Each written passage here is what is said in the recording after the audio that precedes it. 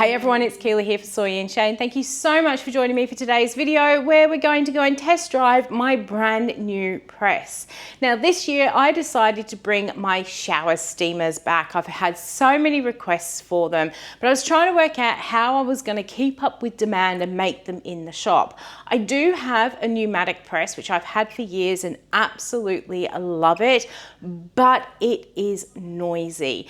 And one of the biggest problems I do have is that my two neighboring shops don't seem to have consistent opening hours. So even when I do try and get into the shop before what I think is trading hours, I've often been in here with my pneumatic press going with the air compressor, and then all of a sudden my neighboring shops have opened at 7 o'clock in the morning with customers, and it just doesn't feel right to be using a big noisy air compressor at that time. And I certainly can't be using it during shop hours, especially when I get some of my older customers in, because if you've ever been around an air compressor, they just bang and they start up and they start filling, and then it goes quiet again and then it goes bang. So it really does get the heart racing, and I don't want to be doing that to my customers. So I decided earlier this year that I was going to treat myself to a hand press. Now I was still going to use my pneumatic press for my shampoo bars because I do feel that they need to be that extra pressure to get them to press and hold all the way through. But I figured with my shower steamers, I could actually just use a hand press. Can't press them by hand because I do get a lot of aches and pains from the PCOS. And when I'm pressing, 50, 100, 200 shower steamers, I end up in a lot of agony. So I really needed that hand press to help me to be able to do it. So earlier on this year, after doing a lot of research, I did actually invest in a hand press that I've seen a lot of people using, people who do bigger production stuff than me, making shower steamers, bath bombs, shampoo bars, the works. And I thought, well, all these people are saying they've had this press for years. I'm going to go ahead and treat myself to one. It was a couple of $100s, but I thought, we're going to use it. It's going to be a good investment. Unfortunately, within 2 months of actually receiving this machine, I noticed that one of the little pins that hold the cranking system in started to slip out, and I was having to push this pin in after maybe every 5 or 7 shower steamers, which I didn't think was particularly good, but I'd paid a lot of money for this hand press. It was getting the job done. The shower steamers were flying off the shelf. So I just continued on with it. And then in the July vlog, if you saw that, I was doing some shower steamers. I'd been pushing the pin in. I hadn't actually realized how far the pin had come out this time. I turned around to welcome a customer into the shop, and the pin fell out of the machine. And I struggled to get the pin back into the right place. It's like, no, I can't deal with this anymore. I do need a new machine. Now I have actually contacted the seller of this machine. It did not go well. I am very disappointed. I do not recommend the press. I do not recommend the seller. A whole other story. But I did put it out on my July vlog asking any Australians who knew of anywhere in Australia where I could actually get a hand press, because it's very difficult to find bath and body equipment here in Australia, or at least decent equipment here. Quite often we're having to bring them in from overseas. Now I did get one person come back to me, and that was Lee from Wickedly Good, so thank you so much. And she said to me, how about an Arbor Press? And she uses an Arbor Press to do stamped jewelry with. So I've done a little bit of research into this Arbor Press, and I've seen it's what the people who work with leather use. So they can punch holes into leather, they can cut the corners like for belts and stuff like that. And I saw a lot of jewelry people were using it. I thought, it could work. It's less than $100. I just don't know. I was really worried about spending more money on something that potentially might not work. So I did actually hum and ha about it for almost 2 weeks. And Lee said if we get it in, or if I get it in, we could have a look at making some adapters to make it actually work with the 3D printed molds.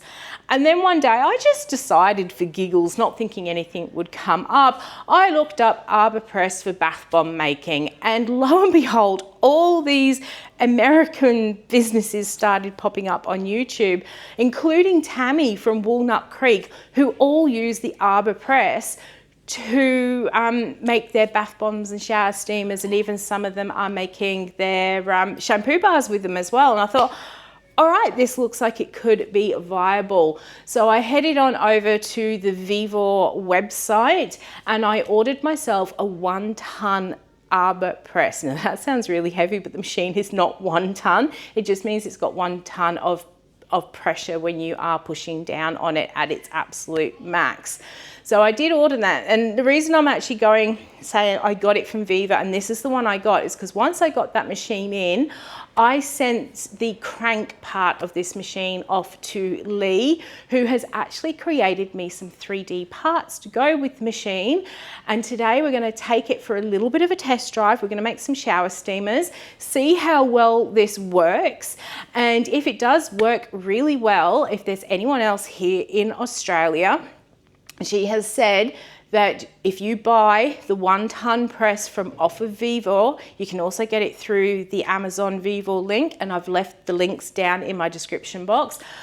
If you get that one, she can also make you the adapters that she's made for the machine. So let's first of all go and take a look at the machine, and then we'll get on to making a few shower steamers. All right, so here it is. I've already had it out of the box. I've already had it all apart so I could send Lee the bits that we needed to send through. So this is the press. This piece on the bottom, this is what they generally use for leather making. I'm actually not going to use it, so we're just going to file that away somewhere. But this was the part that I sent through to Lee so she could make me an adapter, and I need to put it back into this bit here.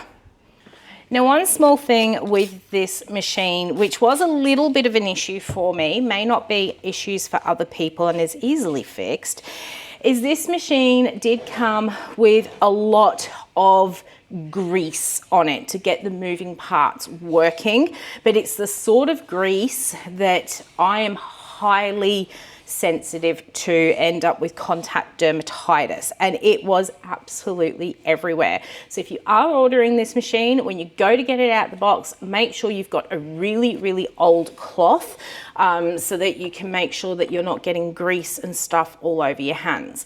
Now, you're not actually going to have to do this bit. I had to do this so I could send it off to Lee to get the crank to or for her to do the crank part for me, the little adapter, but you're not going to have to do this. But it's always good to know that you can take these machines and things apart. What I'm doing is just taking that front plate off. I can still see that I have got a bit of grease in here.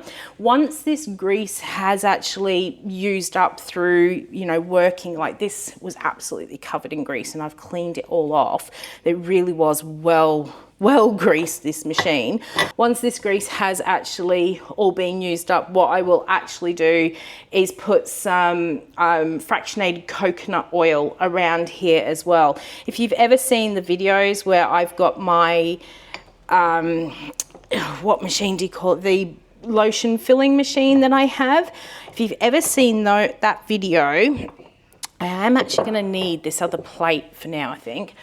That machine used to squeak and I ended up putting some MCT oil on that.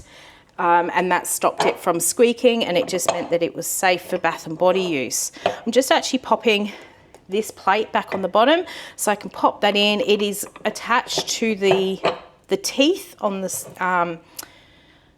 crank there, and I'm just going to pop the front of this back on. Once I get these screws back in here, I won't look so odd-handed. There was a screw missing. Oh, maybe that's what that's from. That's why it doesn't go in there. Okay, this screw was actually in the bottom of the box and I thought it was to screw the handle on, but no, it's just come out of there. All right, let's get these screws on here. I will need to go and get my wrench so we can tighten them up.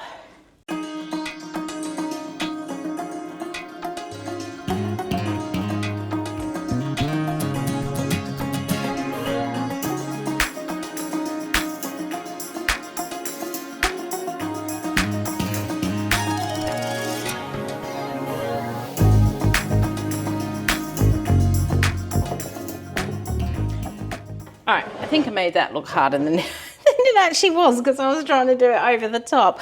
But once I actually turned that machine around, it was much easier to put that on. So I'm going to take that plate back off. You can see that this now moves up and down quite freely. And there's still enough oil actually left over in this machine that it is working really, really nicely. Now also in that machine, in fact, I'm not going to pick those up. I discovered even more oil, which is bothering my hands. There were some other little pieces in here. These are what you actually do use for your leather making. You don't really need them, but I do recommend actually keeping them just in case you ever decide to sell the machine. You've got the bits and pieces to go with it. Now, as part of this machine, I haven't got that one done up tight enough there. I can actually see that it's not sitting nice and flush, and it might cause me problems along the way. Let's get that one tightened. All right, you can go down there, that's fine. All right, I've got all those tightened up. These screws on the side, I think that's just how much sort of pressure that's going to be putting on, like for how well that's going to slide. I'm just going to leave it like that for now. Now, if you actually use this bottom plate here on your 3D printed molds, you are going to damage those molds. This is really, really heavy, really, really solid. Those little bits I showed you before actually fit in just, oh, I can't even tip it, it's that heavy. Ugh, they actually fit in underneath there. Oh, but what Lee has done for me, she has created this little presser foot. What we're going to do is take the bolts out of the bottom here. Oh, I'm going to have to go and wash my hands in a moment because I've got some grease on them. We're going to pop that onto the bottom, and then we're going to pop that bolt back through. And the reason I had to actually send this part here off to Lee was so that she could make sure that this was all going to fit nicely. So we're going to screw our bolt back in. Now I don't want to do it up too tight because we don't want to break the 3D print, but we want it tight enough that it's not going to wobble around too much. That's looking pretty good like that. So it's not too tight, not too loose. Yes, it's not actually moving, but it's not too tight either. And then she's also made me this little plate, which is going to sit on the bottom. In fact, yep, that's going to sit on the bottom like that, so we can sit our little molds, and then we can start doing our pressing. What I'm going to do is just give this a little bit of a spray down. As I said, it did come with all of that oil on there, and it's the sort of grease and oil that I don't really want on my Bath and Body products. So that isopropyl alcohol is going to cut through that grease and allow me to get my machine nice and clean and ready to go for making shower steamers. Can hear the girls have just come in next door. It's only just gone 7:30, and that's what I mean by I never know what time I can actually get in because they weren't even open for one day this week. But I'm going to go and get myself all ready to go and make some shower steamers. That is looking nice. It doesn't feel like it's got any grease on it where there shouldn't be grease. I don't mind that there's some inside the working mechanism here because that's what makes it go up and down, but there really was way too much oil on this when I received it. But that's all nice and clean. I'm going to go and get my apron, my head stuff, and then I'm also going to get the ingredients out, and we're going to make some shower steamers and take this one for a bit of a test run. Okay, so I'm all kitted out, ready to start making my shower steamers, and I'm actually going to make some breathe ones. It is cold and flu season, so these ones are flying off the shelf at the moment. So we're going to start off with some menthol crystal because this is part of the menthol range. I also do eucalyptus mint, which doesn't have the menthol crystals in, and both are equally as good as the other. It just depends what you want out of your shower steamer. So I've got almost enough. Should need, yep, that's plenty. Now menthol crystals do need to be dissolved before you can use them, and they are typically solvent in things like alcohols, oils, essential oils and things like that. You cannot just put those crystals into your shower steamer and allow the water to melt them down, because they will not melt in water. So we need to actually melt these down before we can add them in. So I'm going to pour in my essential oil blend in here. And I've got one here. This is one I call Breathe, because that's the shower steamer that we're making. And this has got a blend of peppermint oil. There is some rosemary oil. There is camphor and some blue gum eucalyptus in there as well. Now what I am going to do is very, very carefully, I'm going to go and give this a little bit of a zap in the microwave. Literally for about this sort of size, I need about 8, maybe even 9 seconds, and it just warms it up just enough to start melting these crystals down. You do not want to overheat this. If you do have it available, just pop it in a water bath just to melt it down very, very slowly and gently, but it is the quickest way. Otherwise you need to leave this sit overnight to get it to dissolve quicker. All right, so it does depend upon the strength of your microwave to how long you are going to have to put that in for. I did misjudge that. I did actually need to put it in for about 12 seconds to get that to start to melt down. And I've got about an 800 watt microwave. Now I'm just gonna add in some oils for some binding. So let's pop that into my mix here, and so that we don't get a really, really slippery shower, we're also going to add in a solubilizer. Now this is not a recipe that I sell, so please don't ask me to give you this recipe. There are plenty of free shower steamer recipes out there online. My recipe is very different to a lot of the ones that are out there, and that's why I'm actually not sharing it, because I do want to have mine to be slightly different. But as I said, there's plenty of free recipes out there that you can go and get your hands on if you want to make shower steamers. So we've got our liquids done up. It's now time to do our dry ingredients. So I've grabbed myself my big mixing bowl. Off to the side here, I have got my bicarbonate of soda, and I've got my sieve, and I'm going to grab some of that. My bicarb this time around was a little bit lumpy when I got it. I have got another fresh bag at home that's not as lumpy, but this one was, so I do need to sieve it to make sure that we don't have any lumps and bumps in our final product. That's better. So let's get that one sieved into the bowl. Now, bath bombs and shower fizzers do run off that basic same principle of using bicarb and citric acid, and once they get wet and combine together, they cause that fizzing action. But you do actually need to include a hardener into your mix so that they don't just crumble and disintegrate. So I'm going to add a little bit of hardener in here. Underestimated how much I'd actually scooped up. That is perfect. Now we're doing Breathe, which I do as a white shower steamer, so I don't need to add anything else in there. Now before I do add in my citric acid, I am going to add in my oil mix. I like to do it this way around just to avoid potentially starting off that reaction between the citric acid and the bicarb. Gives me that time to kind of scrape all this goodness out of the jar and into the mix like so. Just going to cover that up a little bit so we don't get too sticky on the gloves, and I'm going to give that a really good mix just to get that nice and incorporated. And oh, that's smelling really good already.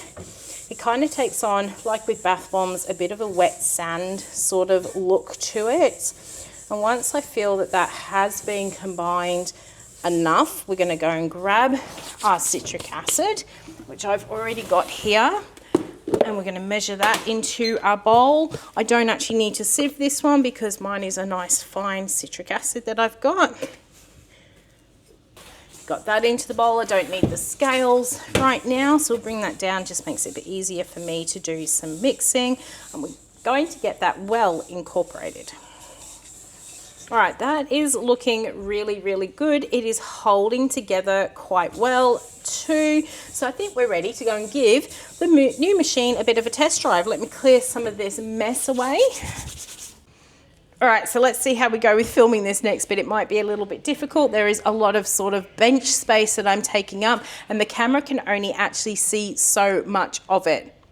Now typically when I do set up my press, I usually have it on a tray which is sitting on a silicone mat so it doesn't slip and slide, and then I sit my press onto the tray. I've got my little plunger here. The reason being is that it does get very messy and all of this can just fall on the tray. It makes cleanup a lot easier. I then pop my bowl, my full bowl on the scales, and I tear it out to 0, and then I will take my mold here and I will fill it up until this comes to minus whatever it is I want to fill, and then we're going to press. So let's give it a go and see what happens. So let's fill my little mold up. We've got a little bit too much in there. I know you can't really see me filling. So I've got my mold filled up. We're going to pop our lid on, pop that underneath. Oh, and just, oh, it doesn't need much pressure at all, and that feels pretty good actually. I'm going to pop that up. I like to, with my molds, I just give it a bit of a tap. I know people hit them with spoons. I don't have time to pick spoons up and all that sort of stuff. Done that. Going to give it a bit of a twist, which I find actually helps to release that top a bit better. Going to push down, and there we have it. That has pressed beautifully. It just means to go and get, oh no, I don't do it white. I do it blue. Oh dear. We're going to have to put some mica into this. Hang on.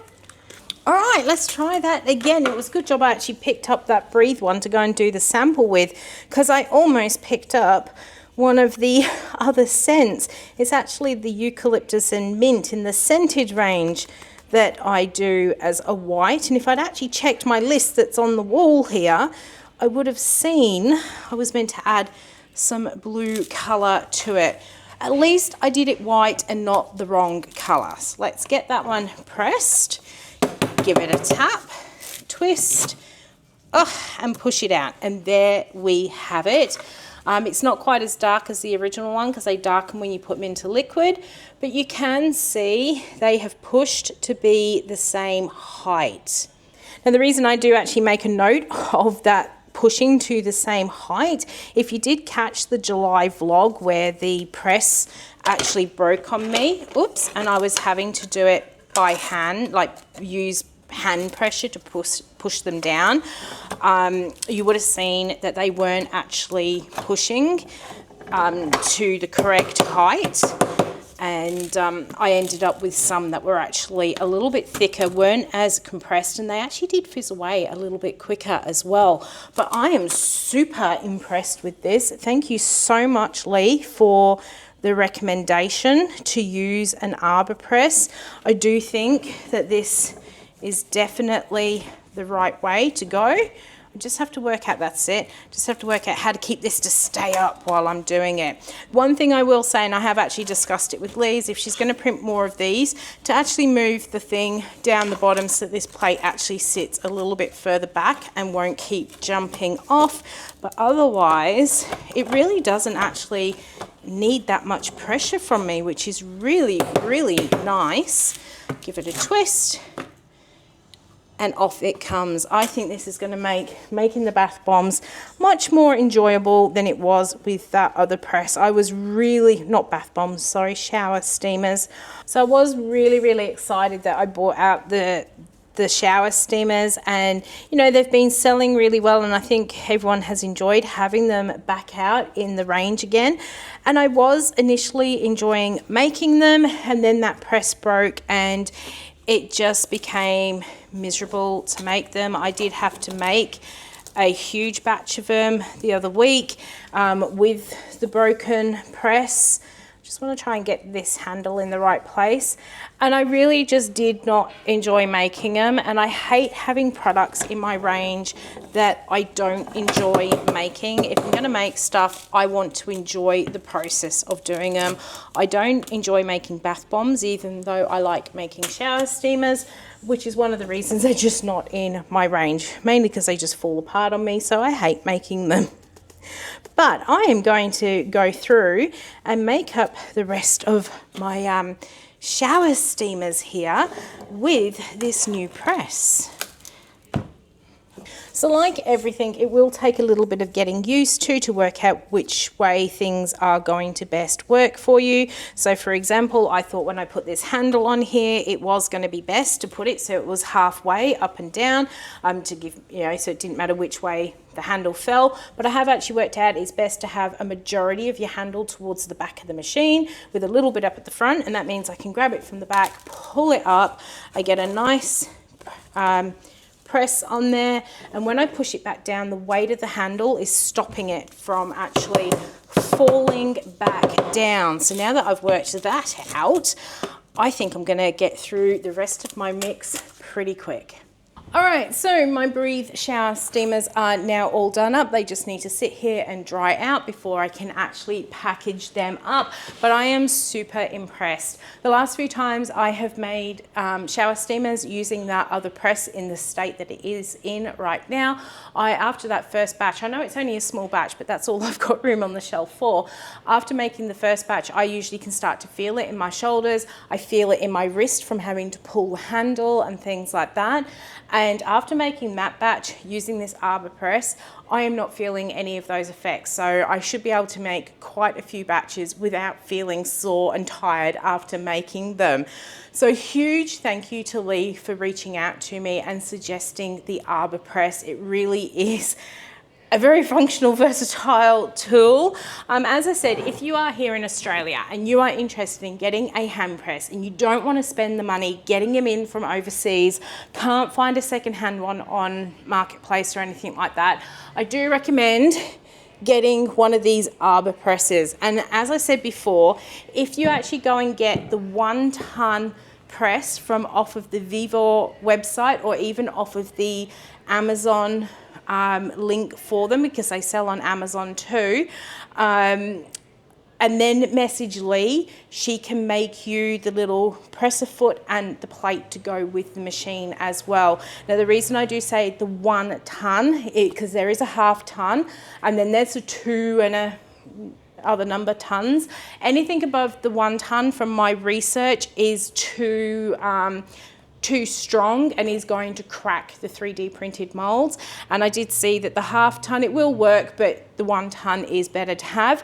But we don't know if the half ton has the same measurements. And as it is now, Lee has the measurements for this 1 ton Vivo version of the machine, so she can very easily print up the presser plate and the base plate as well if you do decide that that's the path you want to go down. The actual machine itself was less than $100, and I had other things in my order as well. So I don't know how much I paid for the presser plates and stuff, but I'm sure Lee will give you a quote. She's very, very reasonably priced for things like that. But thank you so much, Lee, for helping me get a press that I think I'm actually going to enjoy using. So I hope you've enjoyed coming along with me today as we made a batch of shower steamers and took this Arbor Press for a bit of a test run with making them. If you did, why not leave me a thumbs up and any comments down below. And until the next video comes out, I hope you have a good one and I'll see you then. Bye.